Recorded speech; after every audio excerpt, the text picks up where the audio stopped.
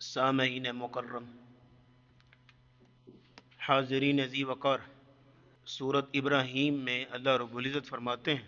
وَسَخَّرَ لَكُمُ الشَّمْسَ وَالْقَمَرَ دَائِبَيْنِ وَسَخَّرَ لَكُمُ اللَّيْلَ وَالنَّهَارَ، سورج اور چاند، دن اور رات ہم نے تمہارے لیے مسخر کر دیے۔ مفسرین کہتے ہیں کہ اس کا مطلب یہ ہے کہ سورج اور چاند دن رات ہمارے لیے مسخر ہیں، مطلب ہمیں اللہ نے زندگی میں ایک مخصوص ٹائم پیریڈ دیا ہے، ایک وقت دیا ہے۔ اور اگلی آیت میں اللہ نے کہا وَآتَاكُم مِّن كُلِّ مَا سَأَلْتُمُوهُ وَإِن تَعُدُّوا نِعْمَتَ اللَّهِ لَا تُحْصُوهَا، کہ اللہ کی نعمتوں کو تم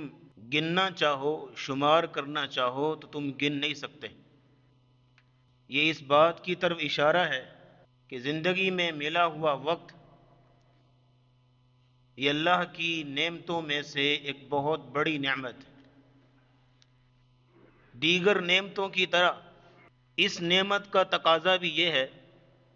کہ اس کے مقاصد کے تحت اس کو استعمال کیا جائے۔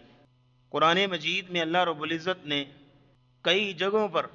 دن اور رات کی مختلف گھڑیوں کی قسم اٹھائی ہے، جیسے فرمایا واللیل اذا یغشا، رات کی قسم اٹھائی،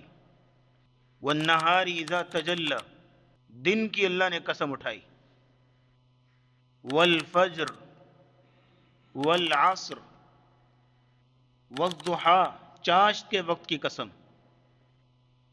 واللیل اذ ادبر والصبح اذا اسفر۔ مختلف جو اوقات ہیں، وقت کی مختلف گھڑیاں ہیں، ایک ایک گھڑی کی اللہ قسم اٹھا رہے ہیں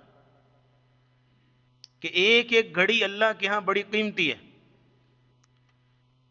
ایک ایک لمحہ اللہ کے ہاں بڑا گراں قدر ہے۔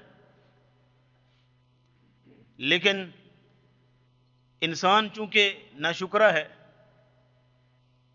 اسی آیت کے آخر میں اللہ نے کہا ان الانسان لظلوم کفار، یہ ظالم بھی ہے اور ناشکرا بھی ہے۔ دیگر نعمتوں کی طرح اس نعمت کو بھی بہت ضائع کیا جاتا ہے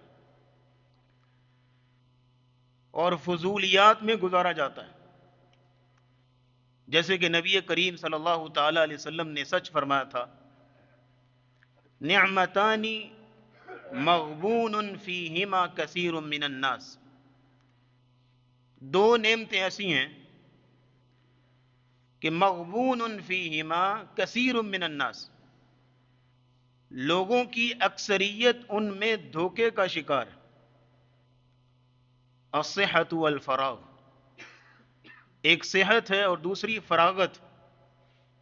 فارغ وقت کا مل جانا یہ بہت بڑی نعمت، لیکن اکثر لوگ اس میں دھوکے کا شکار ہیں۔ اللہ نے جو وقت دیا ہے اس میں دھوکے کا شکار ہے، اور نبی کریم صلی اللہ تعالی علیہ وسلم نے یہاں لفظ بولا ہے مغبون فیہما، مغبون کا لفظ جو ہے غبن سے ہے، اور غبن ایک کاروباری اصطلاح ہے کہ جس میں ایک شخص دوسرے کو کاروبار میں دھوکہ دیتا ہے، اس کے ساتھ فراڈ کرتا ہے، خیانت کرتا ہے، اندھیرے میں رکھ کے اس کو نقصان دینے کی کوشش کرتا ہے، اس کو کہتے ہیں غبن۔ لیکن انسان صحت اور فراغت میں اپنے آپ کو دھوکہ دیتا ہے، اپنے ساتھ غبن کر رہا ہوتا ہے۔ تجارت میں تو کاروبار میں دوسرے کو غبن دیتے ہیں لوگ، لیکن یہاں انسان اپنے آپ کو غبن دیتا ہے، دھوکہ دیتا ہے، فراڈ کرتا ہے، نقصان میں رکھتا ہے، اور چاہتا تو اچھے اچھے کاموں میں اپنے وقت کو صرف کر سکتا تھا، لیکن یہ ہے کہ فضولیات میں یا گناہوں میں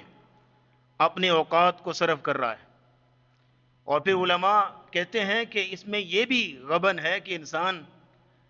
جس کے پاس صلاحیت زیادہ ہے، قابلیت زیادہ ہے، ٹیلنٹ زیادہ ہے، چاہتا تو زیادہ کام کر سکتا تھا، لیکن چھوٹی چھوٹی چیزوں میں اپنا وقت لگا رہا ہے، تو یہ بھی غبن ہی کر رہا ہے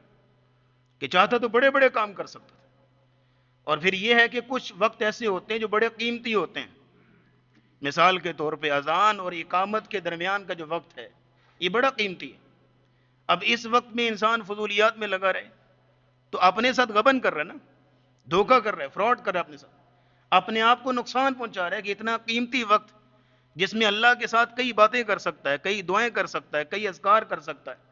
قرآن کی تلاوت کر سکتا ہے، لیکن یہ ہے کہ بغیر کسی ضروری کام کے فضولیات میں اپنے اس وقت کو لگا رہا ہے، تو یہ بھی اپنے ساتھ غبن کر رہا ہے۔ اسی طرح جمعے سے پہلے کا وقت ہے، آپ جانتے ہیں احادیث کو کہ جمعے سے پہلے جو گھڑیاں ہیں، پہلی گھڑی میں آئے کیا ثواب ہے، دوسری میں آئے، تیسری میں آئے، احادیث آپ جانتے ہیں۔ ایک شخص بلا وجہ گھر میں بیٹھا رہے اور اتنے قیمتی اوقات کو ضائع کر دے اور اتنے بڑے اجر کو حاصل نہ کرے، تو یہ بھی کیا کر رہا ہے اپنے ساتھ؟ غبن، مغبون فیہما کثیر من الناس۔ اسی طرح جمعے کے بعد عصر کی نماز کے بعد جو وقت قیمتی ہے، اس کو بھی بتایا گیا ہے کہ بڑا قیمتی وقت ہے، اس میں بھی انسان بڑے کام کر سکتا ہے، بڑی دعائیں، اذکار، تلاوت، اور پھر یہ ہے کہ ذکر و اذکار میں مشغول ہو سکتا ہے، لیکن اس کو فضولیات میں گزارنا بغیر کسی ضروری کام کے، وہ بھی غبن ہے۔ تو معلوم یہ ہوا کہ ایک انسان جو اتنے قیمتی اوقات کو فضولیات میں گزارتا ہے